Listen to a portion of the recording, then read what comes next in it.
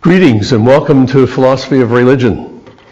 Philosophy may be for some of you a word that sounds pretty daunting, but I assure you that although the issues that we deal with are profound, you'll be able to get a good grasp of them fairly easily. I've been doing this for a long time, and mostly I taught freshmen. And as everybody knows, the difference between a high school senior and a college freshman is a few weeks at the beach. If college freshmen can get this, you can. It's also something that's very important.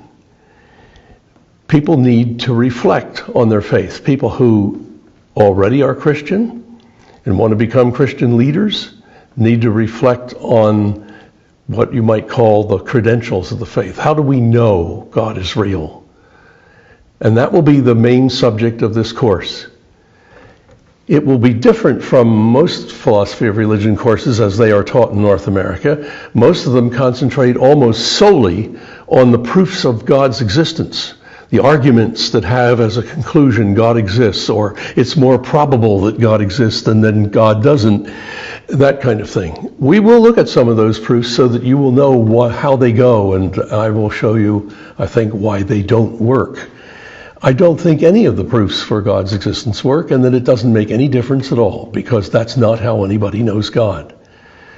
God's reality is not a hypothesis. It's not a guess we make to fill an explanatory gap.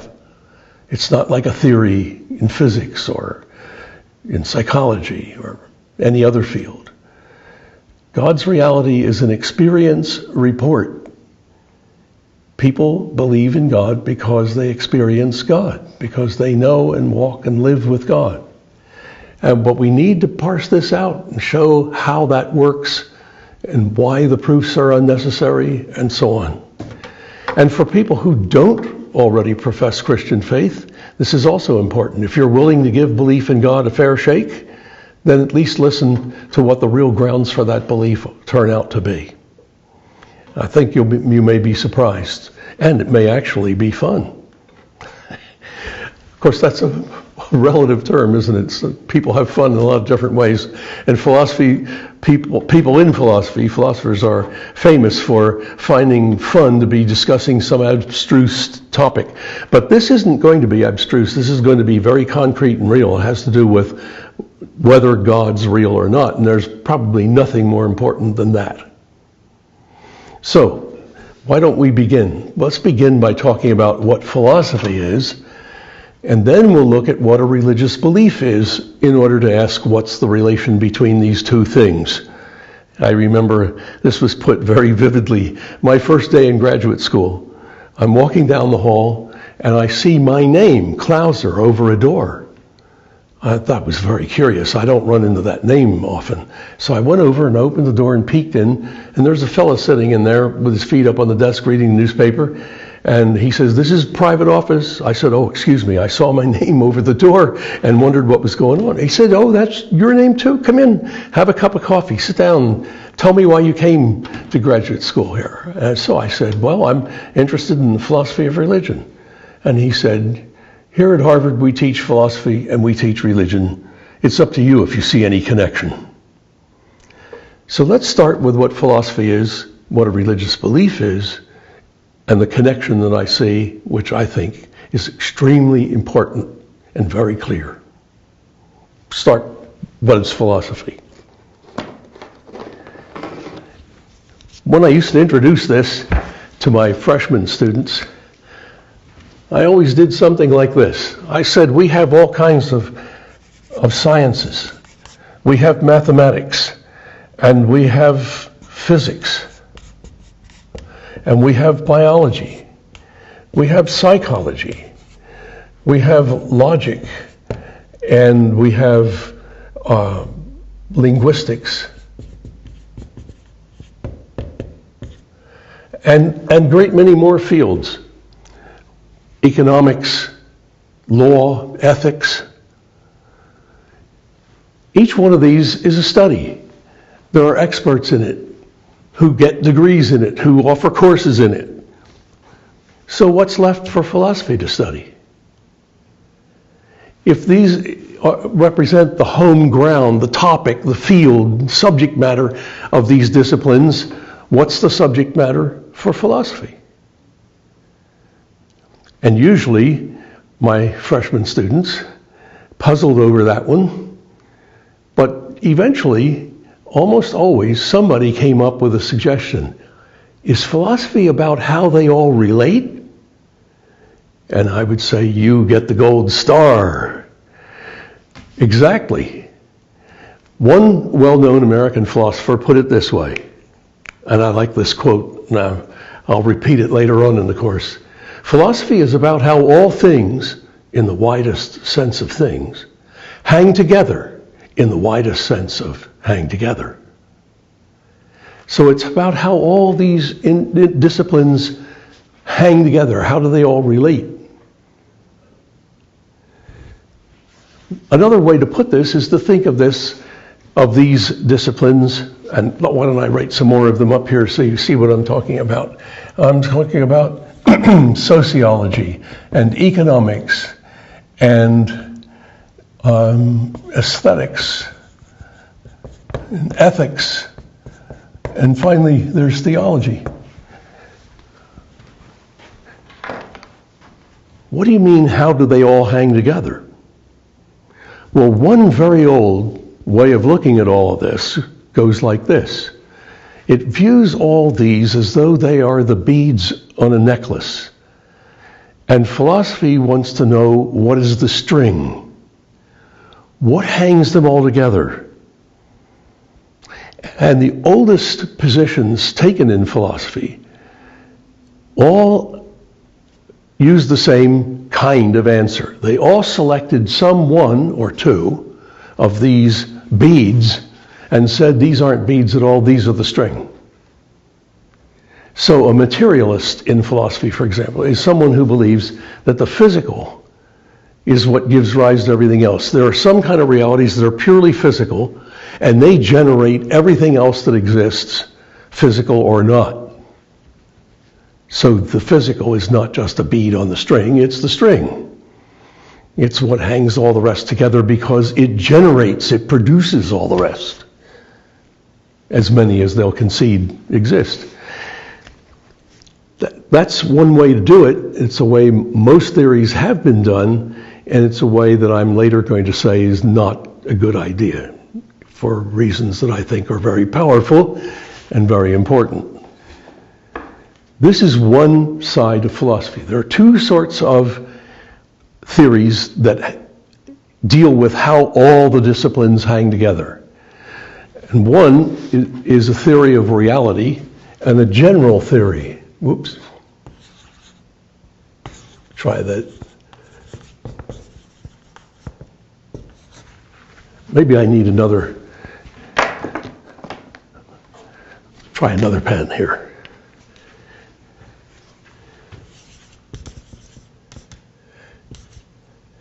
General theory of reality. In other words, we're thinking of this as these are all different sides of the reality that we experience. Reality as we experience has things in it that are just physical, things that are alive. It has in it sensations and emotions. It has logical thought, and so on. But a general theory says these are all specific sides to the reality that we experience. We want to know the general, the what hangs it all together, what's true of them all. What are they all sides of? And there's another way that this yields a general theory.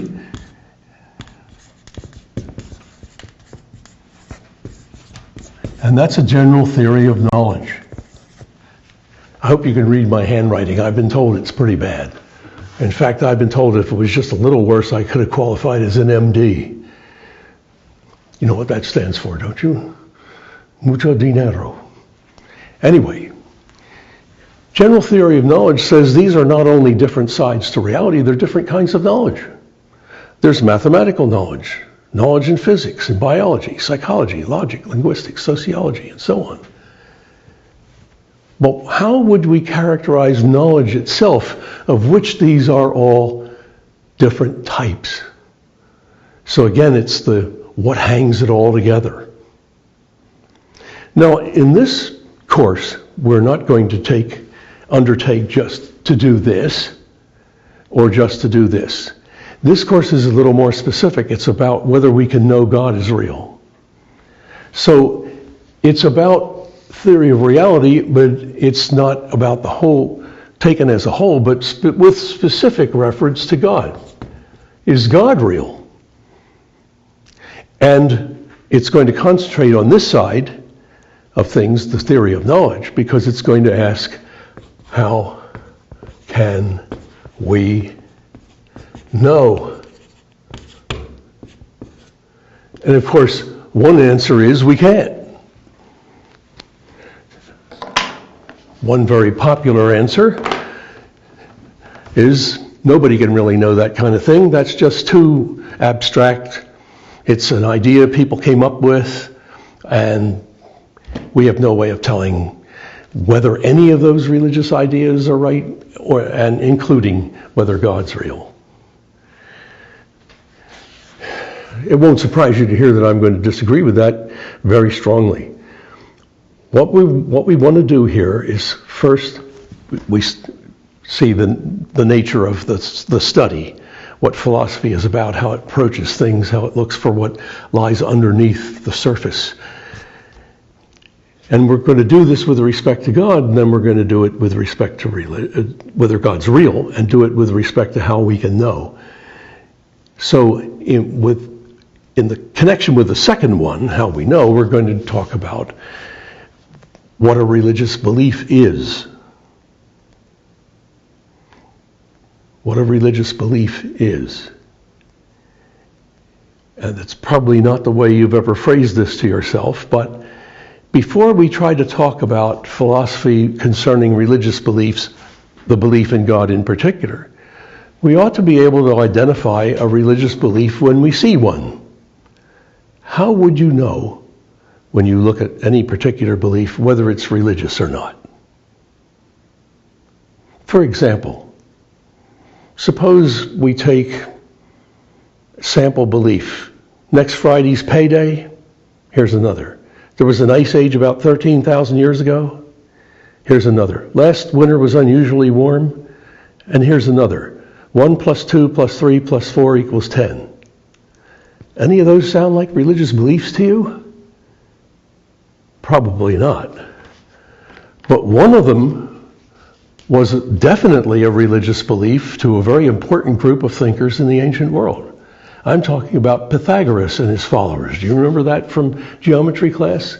The Pythagorean theorem? For Pythagoras and his followers,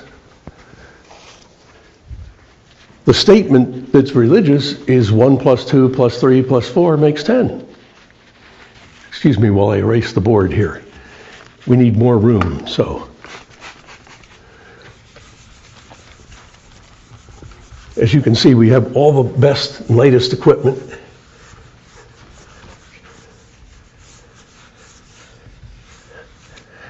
Now, why did the Pythagoreans think that a statement like 1 plus 2 plus 3 plus 4 equals 10 had to do with anything to do with religion?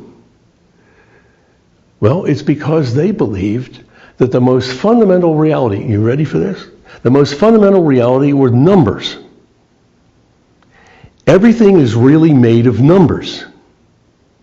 Something like the way you and I think of atoms as constituting physical things, they thought numbers were what made everything, constituted everything. Everything is some combination of numbers. And they had a figure, a geometric figure, that they called tetractes. Funny name, but it looked like this. So you have 1, 2, 3, 4, any way you look at it, and it comes out to 10. And here's something you probably weren't told in math class. They not only believed that everything were numbers, but they believed that that made numbers divine. And they worshiped them.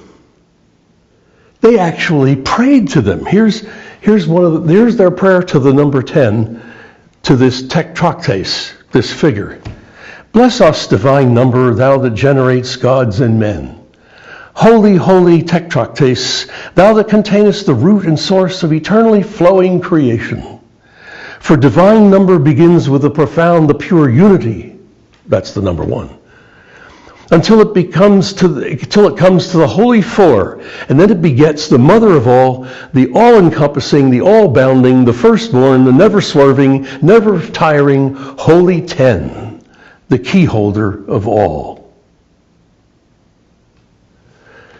Now, if that isn't weird enough, we have to reflect on the fact that you and I believe that 1 plus 2 plus 3 plus 4 equals 10 also, but for us it's not a religious belief. So the question is, what makes it religious for them and not for us? And why is it that that is religious for them, but not last winter was unusually warm and next Friday will be payday? What is it that makes a belief a religious belief? And when we return, we'll take a little break and you think about this stuff, digest it, tidy up your notes, maybe rerun it. And we'll take a break and we'll come back and we'll talk about kinds of definitions and how we're going to try to go about defining religious belief.